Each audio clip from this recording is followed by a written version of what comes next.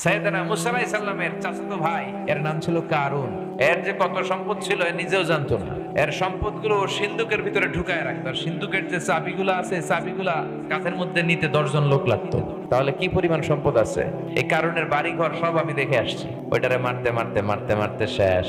এবার দুইটাই কয় ওইটারে মারছি, অনেক ক্ষুধা লাগছে, আয় খাইয়া লই। 20 মাখানো রুটি খেয়ে দুইটাও শেষ। 4টা স্বর্ণের টুকরা স্বর্ণের জায়গায় পড়ে আছে, লাশগুলা পড়ে আছে, নেওয়ার কেউ নাই। হাদিহি মাসাল হায়াতিদ দুনিয়া, এটাই দুনিয়ার জীবনের দৃষ্টান্ত। কোন ছেলে সন্তান বিশ্বনবীর বেঁচে ছিল না, জানেন? আব্দুল্লাহ, কাসেম, ইব্রাহিম, এই 3টা ছেলে আল্লাহ তাআলা বিশ্বনবীকে দান করেছিলেন, কিন্তু ছোট অবস্থায় আল্লাহ তুলে নিলেন।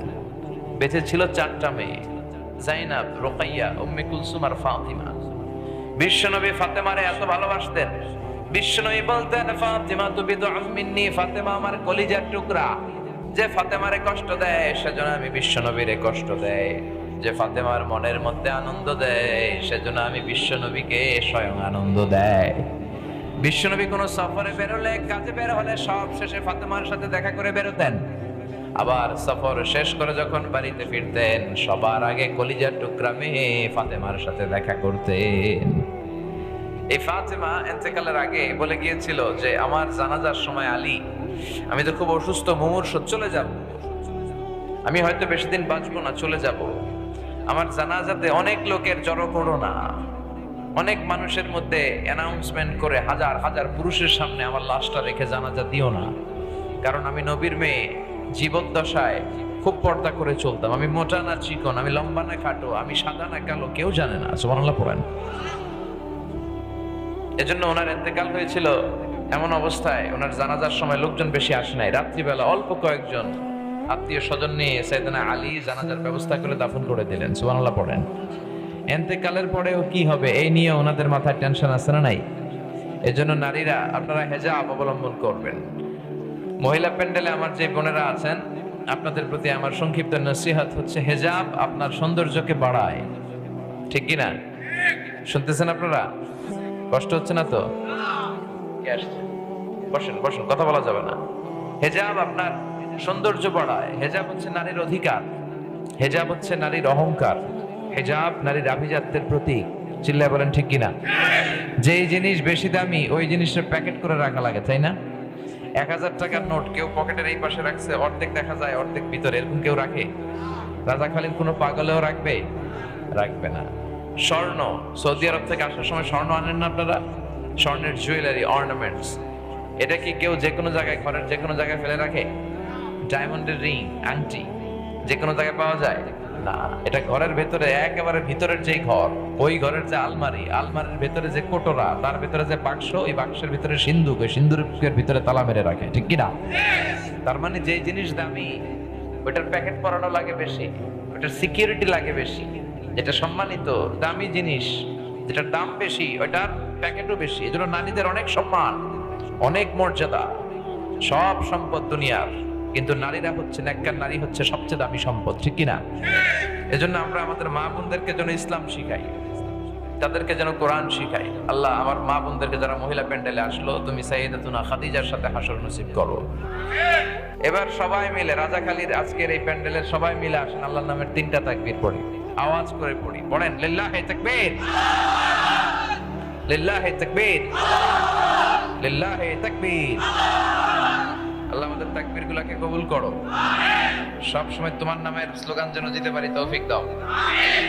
আজকে যে বইটা থেকে কথা শুনবো, বইটার নাম কি বলেন তো? এই কোরআন থেকে কথা শুনলে ভালো লাগে? মানতে মনে চায় নাকি? কিছু কিছু মানেন, কিছু কিছু ছাড়েন। কিছু লোক আছে যেগুলো সহজ লাগে ওগুলো মানে, কঠিন লাগলে মানে না। আছে না নাই? এটা মুমিনের বৈশিষ্ট্য নয়, এটা মুনাফিকের বৈশিষ্ট্য। দুই মুখী আচরণ, এদের মুখ দুইটা, চেহারা দুইটা। এদিকে যায় কয় আমনে ভালো, ওদিকে যায় কয় না আমনে ভালো। আছে না নাই? যেদিকে বৃষ্টি হয় ওইদিকে ছাতা ধরে, যখন যে ক্ষমতায়, যখন যার দাপট তখন তারে তেল মারে। আছে না নাই? এই স্বভাবগুলো ভালো না।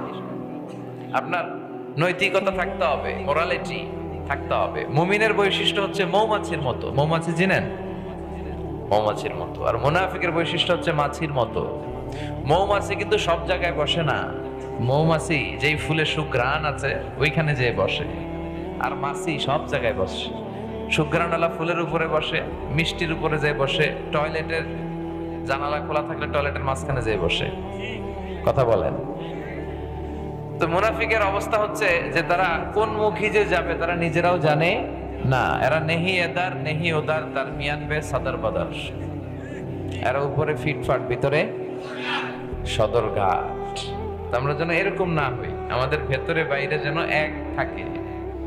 মুনাফিকদের অবস্থাটা হচ্ছে, আপনাদের কক্সবাজারের এক ছেলে গান শোনায়, মধু হই হই বি সাবাইলা, গায় না?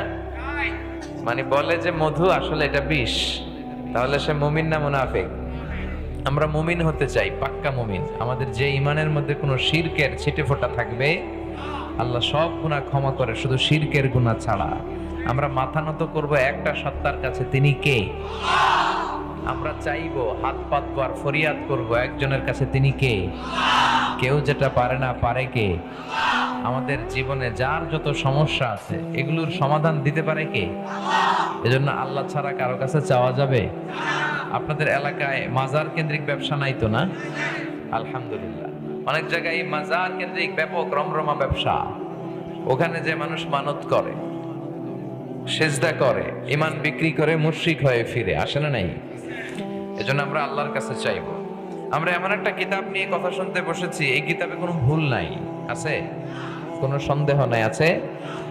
এই কিতাবটা পড়লে এবং মানলে সমাজে শান্তি প্রতিষ্ঠিত হয়। শান্তি দেওয়ার মালিক কে?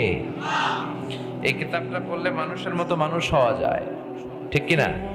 আমরা আসলে এই কিতাবটা পড়ি যাতে করে আমরা মানুষের মতো মানুষ হতে পারি। এই কিতাবটা শুরু হয়েছে সূরাতুল ফাতিহা, মানে ভূমিকা সূরা। তারপরের সূরাই হচ্ছে সূরাতুল বাকারা। বাকারা মানে গাভী, বাকারা মানে কি? আর এই কিতাবটা শেষ হয়েছে সূরাতুন নাস দিয়ে। নাস মানে কি? মানুষ। তার মানে গাভী দিয়ে শুরু, মানুষ দিয়ে শেষ। তার মানে পশুত্বের কোন প্রবৃত্তি যদি থাকে, আল্লাহ বুঝাতে চাইলেন পুরো কিতাবটা যদি পড়ো তাহলে মানুষের মতো মানুষ হয়ে বের হবা। সুবহানাল্লাহ পড়েন। এই কিতাব আমাদেরকে মানুষের মতো মানুষ বানায়। মানুষের মতো মানুষ হওয়ার দরকার আছে না নাই? এই পৃথিবীতে মানুষের বড় অভাব, ঠিক কিনা? এই দুনিয়া এখন তো আর সেই দুনিয়া নাই, মানুষ নামের মানুষ আছে দুনিয়া বোঝাই, সেই মানুষের ভিড়ে আমার আসল মানুষ নাই, ঠিক কিনা? আসল মানুষের বড় অভাব। খালি চোখে আমরা রাস্তাঘাটে যা দেখি সব কিন্তু মানুষ না, এগুলো হচ্ছে জনসংখ্যা। এগুলো কি? কিন্তু কোরআন এসেছে আমাদেরকে জনসংখ্যা বাড়ানোর জন্য নয়, কোরআন এসেছে আমাদেরকে মানুষের মতো মানুষ বানানোর জন্য। মানুষের মতো মানুষ হওয়াটা কিন্তু অনেক কঠিন আছে, ঠিক কিনা? মুরব্বীরা বলেন আপনি মানুষের মতো মানুষ হও, বলে? রাজাখালীতে বলে না মনে হয়? বলে না? বলে। খেয়াল করে দেখেন, গরুর পেট থেকে কিছু বের হলেই ওটার আমরা গরু বলি, ছাগলের পেট থেকে বের হলে ওটা ছাগল হয়ে যায়, মুরগির পেট থেকে বের হলে মুরগি হয়ে যায়। কিন্তু মানুষের পেট থেকে বের হলে ওটা মানুষ হয় না, ওটারে মানুষ বানাইতে হয়, ওটারে মানুষ করতে হয়, সেটাকে মানুষ হতে হয়, ঠিক কিনা? আবার দেখেন, গরুরে কেউ কোনোদিন বলে নাই যে তুই গরুর মতো গরু হ, বলছে? ছাগল রে কেউ কোনোদিন বলছে তুই ছাগলের মতো ছাগল হইস, বুঝছেন? মুরগিরে কেউ কোনোদিন বলে তুই মুরগির মতো মুরগি হ, কিন্তু শুধু মানুষকেই বলা হয় তুই মানুষের মতো মানুষের মতো। এই কোরআনটা পড়লে মানুষের মতো মানুষ হওয়া যাবে, আলোকিত মানুষ, যে মানুষের অন্তরে কোনো হিংসা থাকবে না, বিভেদ থাকবে না, ঠিক কিনা? হিংসা বিভেদ এটা কোনো মুমিনের অন্তরে থাকতে পারে? অহংকার থাকতে পারে? মান কানা ফি কলবিহি হাব্বাতু খারদাল মিনাল কিবর লা ইয়াদখুলুল জান্নাহ।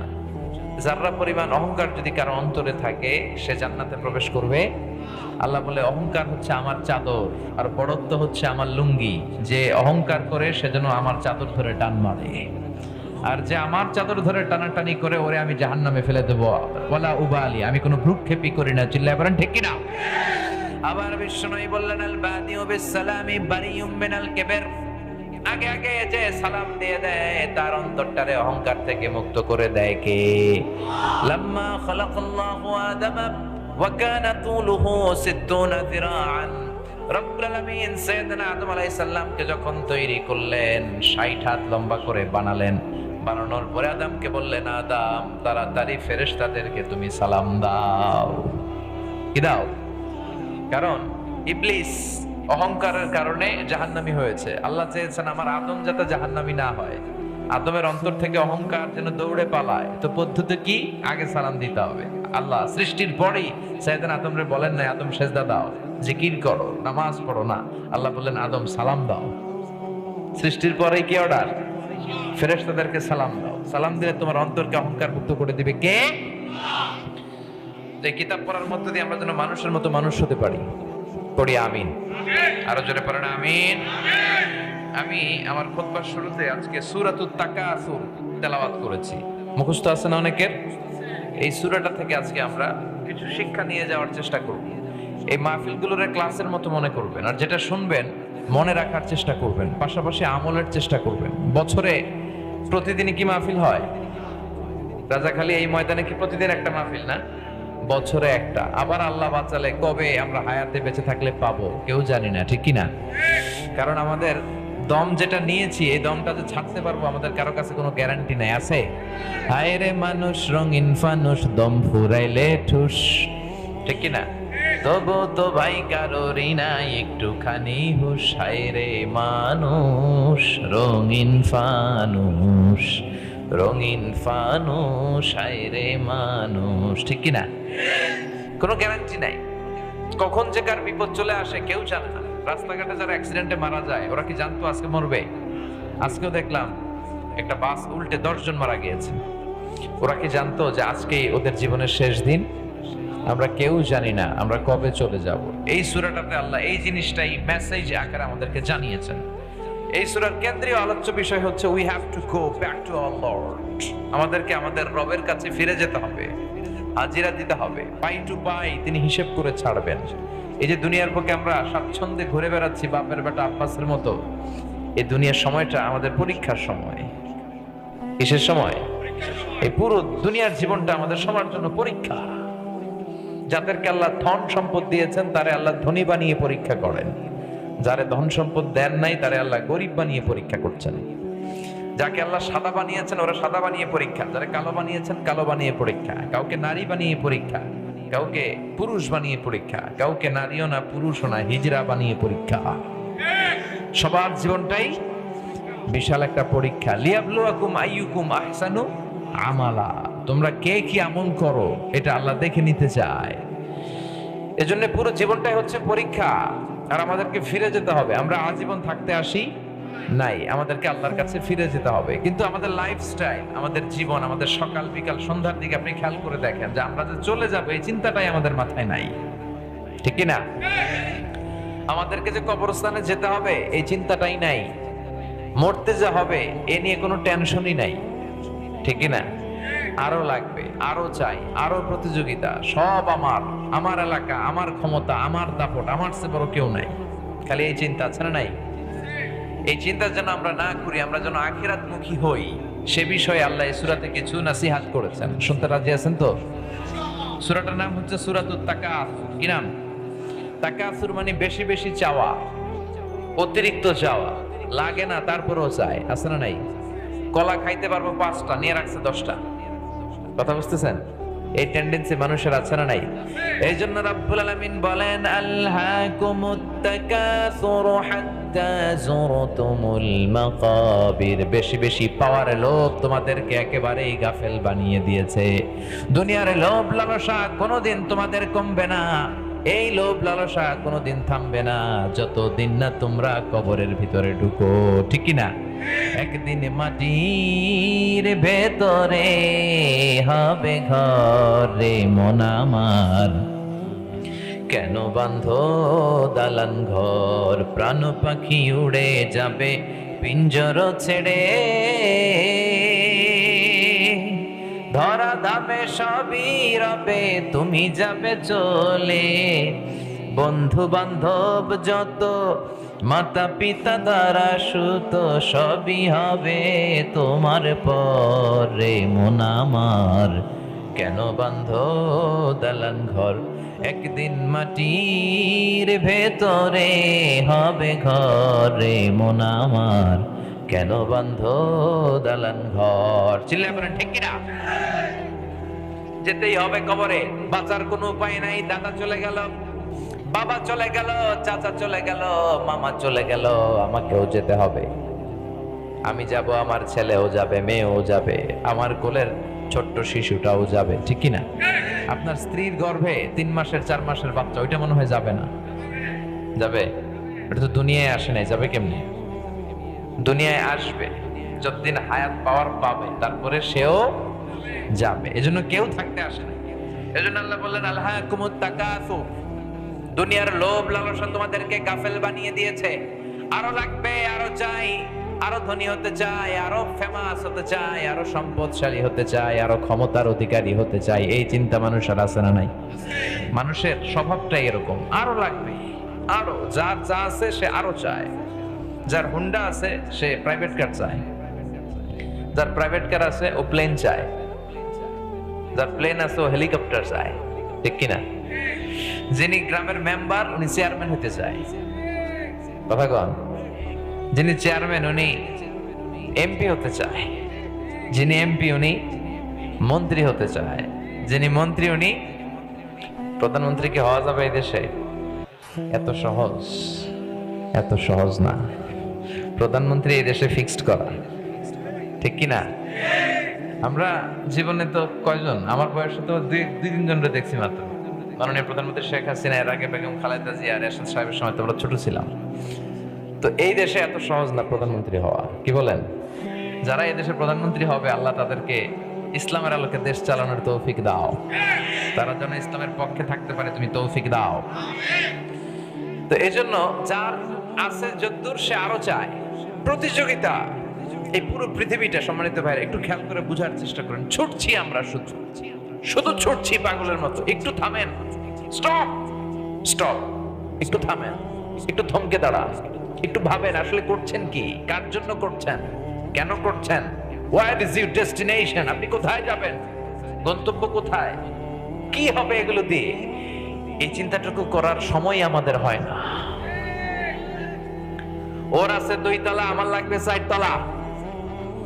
ওর আছে 3টা গাড়ি, আমার লাগবে 5টা গাড়ি। ওর আছে এতগুলা, আমার লাগবে আরো, ঠিক কিনা? যার আছে বেশি সে চায় বেশি। মানুষের স্বভাবটা ফকিরদের মতো। এজন্য রব্বুল আলামিন বলেন, ইয়া আইয়ুহান নাসু আনতুমুল ফুকারাউ ইলাল্লাহ ওয়াল্লাহু হুয়াল গনিয়ুল হামিদ। ও দুনিয়ার মানুষ, তোমরা সবাই ফকির। আমরা কি? যে চায় সে হচ্ছে ফকির। জুমার দিনে দেখবেন কিছু ফকির আছে, যেখানে টাকা দিতেছে ওই জায়গায় তো এদিকে নেয় ওদিকে নেয়, সারাদিন নিতেই থাকে। মানুষের স্বভাব এটা, যার আছে বেশি চায় বেশি, ঠিক কিনা? এজন্য সম্পদ মানুষকে সুখ দিতে পারে না। সুখ দিতে পারে আল্লাহর প্রতি আস্থা, বিশ্বাস, আল্লাহর জিকির, ঈমান, ইহসান, তাকওয়া, এগুলো মানুষকে সুখ দেয়। চিল্লায় বলেন ঠিক কিনা? হাজার হাজার কোটি কোটি টাকার মালিক, এগুলো দেখলে আপনি বিভ্রান্তিতে পড়বেন না যে খুব হয়তো সুখে আছে। না, এটা নাও হতে পারে, হয়তো অনেক অসুখে আছে। দেখবেন টাকা যাদের বেশি, অসুখ তার বেশি। টাকা যার বেশি, রোগ তার বেশি। টাকা যার বেশি, টেনশন তার বেশি। টাকা যার বেশি, চিন্তা তার বেশি। টাকা যার কম, রোগ কম। টাকা যার কম, ঝামেলা কম, ঠিক কিনা? টাকা যার কম, শান্তি তার বেশি। সুবহানাল্লাহ পড়েন। আপনি এই দেশের কিছু সিআইপিস এন্ড ভিআইপিস দের ভেতরকার জীবনটা একটু দেখেন যে আসলে ওরা কতটুকু সুখে আছে। অনেক ভিআইপি সিআইপিস দের সাথে আমাদের পরিচয় হয়। ভিআইপি মানে very very very important person, আর সিআইপি মানে commercially important person, business magnate, শিল্পপতি। ঘরে যেয়ে দেখেন সুখ নাই, স্ত্রী কথা শোনে না, স্ত্রী করে পরকিয়া, ছেলে খায় গাঞ্জা, মেয়ে করে আরেক ছেলের সাথে পরকিয়া। ঘরে কোনো সুখ নাই, কেউ কাউকে সময় দিতে রাজি না, রোগের কোনো শেষ নাই, কিচ্ছু খেতে পারে না। ডাক্তার খুব লিমিটেড ডায়েট তাকে দিয়েছে। ডাক্তার বলেছে গরু খাবেন না, খাসি খাবেন না, চিংড়ি খাবেন না, খালি ঘাস খাবেন, মানে ভেজিটেবল খাবেন। দেখবেন সব ধনীদের ডায়েট মেনুতে থাকে ভেজিটেবল, ঠিক কিনা? খেতে পারে না, ঘরেও শান্তি পাইল না, রাতে ঘুমাইতেও পারে না। এরা 1 ঘন্টা ঘুমের জন্য 3টা ট্যাবলেট খায় বিছানায় যায়, আছে না নাই? কিন্তু আমার দিন মজুর, কুলিওয়ালা, ঠেলাওয়ালা, রিক্সাওয়ালা ভাইদের জীবন দেখেন, ওদের ঘরে শান্তি আছে না নাই? রিক্সাওয়ালা নিজেও নামাজ পড়ে, বউ নামাজ পড়ে, মেয়েটাও নামাজ পড়ে। রিক্সাওয়ালা নিজেও জিকির করে, বউ জিকির করে, ছোট্ট বাচ্চাটাও বাবারে জিকির করে, শোনায় লা ইলাহা লা ইলাহা ইল্লাল্লাহু মুহাম্মাদুর রাসূলুল্লাহ সাল্লাল্লাহু আলাইহি ওয়াসাল্লাম। রিক্সাওয়ালার ঘরে শান্তি আর শান্তি। ইনকাম কিন্তু বেশি নাই, কিন্তু শান্তি আছে না নাই? রিক্সাওয়ালা মাশাআল্লাহ সব খেতে পারে, সব। ওর গরু, খাসি, মুরগি কোনো বাধা নাই, যেইটাই দিবেন খাইয়ে একেবারে সাফাই করে দিবে, ঠিক কিনা? মাইকের অবস্থা এরকম কেন? মাইকম্যান কই? এটার কোনো সাউন্ডই তো নাই। এরকম সাউন্ডে কথা বললে তো গলা ভেঙে যাবে, আপনি একটু স্ট্রং করে দেন। তো খেয়াল করে দেখেন, রিক্সাওয়ালার কিন্তু টেনশন নাই, রিক্সাওয়ালার কোনো রোগ নাই, তাই না? রিক্সাওয়ালার রোগ বালাই নাই, যেটা দিবেন ওইটাই খায় ফেলায়। ওর রাতে ঘুম নিয়ে ঝামেলা নাই, রিক্সাওয়ালার যেখানে রাইত ওইখানেই খাই। ওর বিছানায় মাথা লাগতে দেরি, ওর নাক ডাকতে দেরি হয় না। ওর নাকের ডাকের আওয়াজে ট্রাকের ইঞ্জিনও ফেল। সুবহানাল্লাহ পড়েন।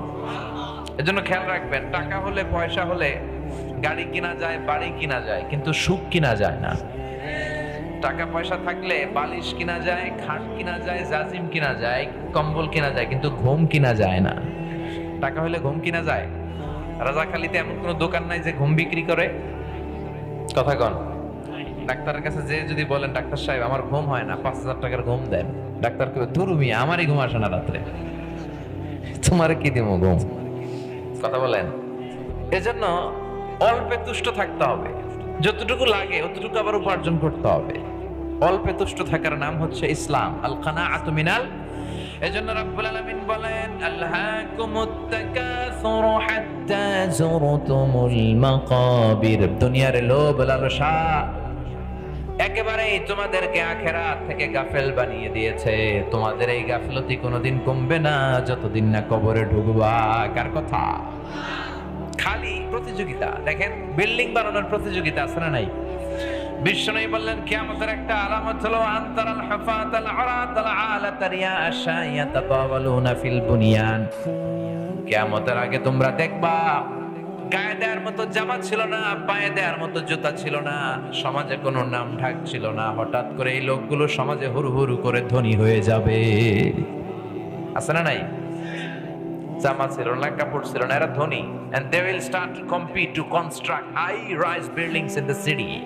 শহরে বড় বড় টাওয়ার বানানোর প্রতিযোগিতা করবে। এটা one of the minor sign of the day of judgment. কিয়ামতের একটা আলামত। সম্পদের প্রাচুর্যতা, শুধু চোখ ধাঁধানো সম্পদের প্রাচুর্যতার পাহাড়। কক্সবাজার শহরে গেছেন না আপনারা? আজ থেকে 20-25 বছর আগে কক্সবাজারে এরকম বড় বড় টাওয়ার ছিল, বিল্ডিং ছিল না। এরপরে চট্টগ্রাম শহরে আজ থেকে 30 বছর আগে এত বড় বড় বিল্ডিং আর টাওয়ার ছিল। কথা বলেন। গোটা বিশ্বব্যাপী আজ থেকে 30 বছর পেছনে যদি আমরা তাকাই, এত বড় বড় বিল্ডিং ছিল না। কি বিশাল বিশাল এখন বিল্ডিং বানানোর প্রতিযোগিতা। দুবাইতে যান, কাতারে, কুয়েতে গেলে আমরা যখন বিমান দিয়ে নামি দেখি বিশাল বিশাল টাওয়ার, স্কাই স্ক্রিপার, আকাশচুম্বী অট্টালিকা। সৌদি আরবের জেদ্দাতে একটা আছে কিংডম টাওয়ার। এটার কাজ প্রায় শেষের দিকে। ধরা হচ্ছে এটা বর্তমানে পৃথিবীর সবচেয়ে বড় বিল্ডিং হবে। 1000 মিটার উঁচু, মানে 1 কিলোমিটার উঁচু, 170 তলা হবে এটা। দুবাইতে আছে বুর্জ আল খলিফা, 163 তলা, 828 মিটার উঁচু। একটা লিফট আছে 30 সেকেন্ডে টান দিয়ে 90 তলা নিয়ে যাবে আপনারে। সুবহানাল্লাহ কইবেন না? অনলি 30 সেকেন্ডস, 1 মিনিটের অর্ধেক সময় আপনি দেখবেন 90 তলা এসে গেছেন। কি বিল্ডিং তারা বানাচ্ছে! হজ উমরা যারা করেছেন তারা দেখেছেন, কাবা ঘরের পাশে আছে জমজম টাওয়ার, দি মক্কা রয়্যাল ক্লক টাওয়ার, 120 তলা, বিশাল। মক্কার যে দিক থেকে তাকাবেন 20 কিলো দূর থেকে এই ঘড়ির দিকে তাকায় সময় দেখে নেওয়া যায়। মক্কার লোকেরা বলে আমরা এখন ঘড়ি পরি না। কি পরি না? হাতে ঘড়ি রাখি না, কারণ ওই যে 20 কিলোমিটার দূর থেকেও তাকালে কয়টা বাজে ওটা দেখে নেওয়া যায়। বিল্ডিং বানানোর প্রতিযোগিতা। মালয়েশিয়াতে আছে পেট্রোনাস টুইন টাওয়ার, দুইটা একসাথে দাঁড়ায় আছে। এটা 88 তলা, ওইটা 88 তলা। 41st and 42nd ফ্লোরে 41 এবং 42 তলায় একটা ব্রিজ আছে। এই টাওয়ার থেকে ওই টাওয়ারে ঢোকা যায়। সুবহানাল্লাহ পড়েন। এজন্য বিশ্বনবী বললেন ওয়ান্তাল হাফাতাল আরাতাল আলাতা রিয়াশা ইয়াতাতাওয়ালুনা ফিল বুনিয়ান, কিয়ামতের আগে বিশাল বিশাল পাহাড়, বিশাল বিশাল টাওয়ার বানানোর প্রতিযোগিতা শুরু হয়ে যাবে। কে কার চেয়ে বড় টাওয়ার বানাতে পারে, এই প্রতিযোগিতা সমাজে এখন আছে না নাই? ধনকুবেরদের লাইফস্টাইল যদি দেখেন, প্রিন্স ওয়ালিদ বিন তালাল কত টাকার যে মালিক তারা নিজেরাও জানে না। তাদের বিলাসবহুল বাংলো বাড়ি, তাদের গাড়ি, তাদের লাইফস্টাইল দেখলে অবাক হতে হয়। পৃথিবীর এমন অনেক জায়গা আছে মুসলমান না খেয়ে মরে। বিশুদ্ধ পানির জন্য মাইলকে মাইল তারা হাঁটে, সকালে যায় বিকেল বেলা বিশুদ্ধ পানি নিয়ে ফিরে। সামান্য যে খাবারগুলো আরব বিশ্বের ধনকুবেররা নষ্ট করে, এর অর্ধেক খাবার দিয়ে আফ্রিকার দেশের সবগুলো না খাওয়া মানুষ বেঁচে যেতে পারে। চিল্লায় বলেন ঠিক না? এজন্য আল্লাহ বললেন দুনিয়ার এই চাকচিক্য লোভ তোমাদেরকে গাফেল বানিয়ে দিয়েছে। দুনিয়াটা আসলে একটা লোভ, এটা একটা মোহ, এটা চাকচিক্যময়, লোভাতুর করে রাখে আমাদের। এই লোভ, চাকচিক্য, মোহ, এই মরিচিকা আমাদের থামবে না, কমবে না যতক্ষণ না আমরা কবরে না ঢুকি। হাত্তা যুরতুমুল মাকাবির, কার কথা? এই প্রিন্স ওয়ালিদ বিন তালাল বর্তমান সৌদি বাদশার, আগের বাদশার ভাগিনা, আব্দুল্লাহর ভাগিনা। সে কিংডম হোল্ডিং কোম্পানির মালিক। তার একটা বিমান আছে, নিজস্ব বিমান, যে বিমানটার 70% স্বর্ণ দিয়ে বানানো। আমি ব্রুনাইতে গিয়েছিলাম গত কয়েক বছর আগে একটা প্রোগ্রামে। ব্রুনাইয়ের সুলতান হাসান আল বালখিয়া, তার একটা প্যালেস আছে, রাজপ্রাসাদ, পৃথিবীর সবচেয়ে বড় রাজপ্রাসাদ। ওটার মধ্যে প্রায় 2000 রুম আছে। ওই রুমের যে টয়লেটের কমোড গুলো স্বর্ণ দিয়ে বানানো। তার সংগ্রহে রোলস রয়েস গাড়ি আছে 500টা। কয়টা? যে রোলস রয়েস গুলো এক একটার দাম 8 থেকে 10 কোটি, এরকম 500টা রোলস রয়েস গাড়ি আছে। আচ্ছা বলেন তো, একটা ফ্যামিলির, ভিআইপি একটা ফ্যামিলির চলতে ফিরতে ঘুরতে মোজ মাস্তে আনন্দ করতে কয়টা গাড়ি লাগে? 5টা, সর্বোচ্চ 10টা। তার সংগ্রহে রোলস রয়েস আছে কয়টা? 500টা। আরো পৃথিবীর দামি দামি ব্র্যান্ডের যত গাড়ি আছে, পোরশে, ফারারে, লাম্বরগিনি, মেবেজ, বুগাটি, ওডি, রেঞ্জ রোভার, এই নামের যে বিখ্যাত বিখ্যাত গাড়ির ব্র্যান্ডের সব তার কালেকশনে আছে। তার মানে আমাদের এই লোভ, আমাদের এই লালসা, সম্পদের প্রতি আমাদের চরম আকাঙ্ক্ষা কোনোদিন কমবে না যতক্ষণ না আমরা কবরে না ঢুকি। চিল্লা এখন ঠিক কিনা? এজন্য রাব্বুল আলামিন বলেন আলহাকুমুত তাকাসুরু হাত্তা যুরতুমুল মাকাবির। দুনিয়ার লোভ লালসা তোমাদেরকে গাফেল বানিয়ে রেখেছে। এই গাফলতি কোনোদিন তোমার কমবে না যতক্ষণ না কবরে না ঢুকো। ঠিক কিনা? তাই বলে এটা মনে করার সুযোগ নাই যে ইসলাম সম্পদ উপার্জনে আমাদেরকে বাধা দিয়েছে। না, আপনি সম্পদ উপার্জন করতে পারবেন, কিন্তু এটা হৃদয়ে স্থান দিতে পারবেন না। এটা সম্পদ হাতে রাখবেন, প্রয়োজনে খরচ করবেন, দান করবেন, কিন্তু হৃদয়ে থাকবে কার ভয়? চিল্লায় বলেন, যাদের হৃদয়ে আছে আল্লাহর ভয়, তারা কবু পথ ভুলে যায় না। আল্লাহর প্রেম ছাড়া এই দুনিয়ায় কারো কাছে কোনো কিছু চায় না। রাতের আধারে যারা সেজদাতে রয়, দু চোখের স্রোতে নদী যেন বয়। ছলনার হাতছানি যতই আসুক, পেছনে ফিরেও সে তাকায় না। যাদের হৃদয়ে আছে আল্লাহর ভয়, তারা কবু পথ ভুলে যায় না। আল্লাহর প্রেম ছাড়া এই দুনিয়ায় কারো কাছে কোনো কিছু চাই না। ঠিক কিনা? এজন্য ইসলাম বলে সম্পদ উপার্জনে বাধা নাই, কিন্তু সম্পদ যদি এমন পরিমাণে চলে যায়, নিজের খরচের পরও বিশাল সম্পদ পড়ে থাকে, তখন যাকাতকে ফরজ করে দিয়েছে কে?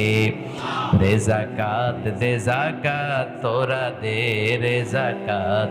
তোর দিল খুলবে পরে, আগে খুলু খাত। দে যাকাত, দে যাকাত, তোরা দে রে যাকাত। ঠিক কিনা? দান করলে সম্পদের বরকত দেয় কে? যারা যাকাত ফরজ হওয়ার পরেও যাকাত দেয় না, আল্লাহ বললেন নবী, ওয়াল্লাযীনা ইয়াকনিজুনা আয-যাহাবা ওয়াল ফিদ্দাতা ওয়া লা ইউনফিকুনাহা ফী সাবিলিল্লাহ ফাবাশশিরহুম বিআযাবিন আলীম।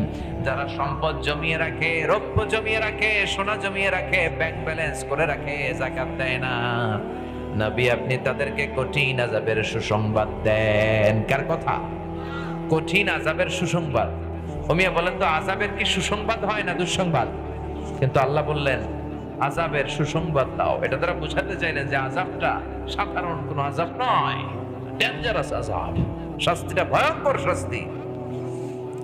শাস্তির তীব্রতা বোঝানোর জন্য আল্লাহ সুসংবাদ বললেন। পরীক্ষায় ছেলে অঙ্কে গণিতে ফেল করছে, মা বলে তুই পরীক্ষায় ফেল করছিস, তোর আব্বা এসে এমন মাইট দিবে, মাইট দিলে মজা টের পাবি। অমিয়া মাইট দিলে কি মজা লাগে না ব্যথা লাগে? কিন্তু মা বললেন মজা টের পাবি, তার মানে মাইটটা এমন করা হবে যে তুই মজা টের পাবি। মাইরের তীব্রতা বোঝানোর জন্য বললেন, চিৎকার করে বলেন ঠিক কিনা? এজন্য সম্পদের মালিক যারা হয়েছেন ফরজ যাকাত তাদের আদায় করতে হবে, নইলে তাদের জন্য শাস্তি আছে না নাই? সাইয়েদনা মুসা আলাইহিস সালামের চাচাতো ভাই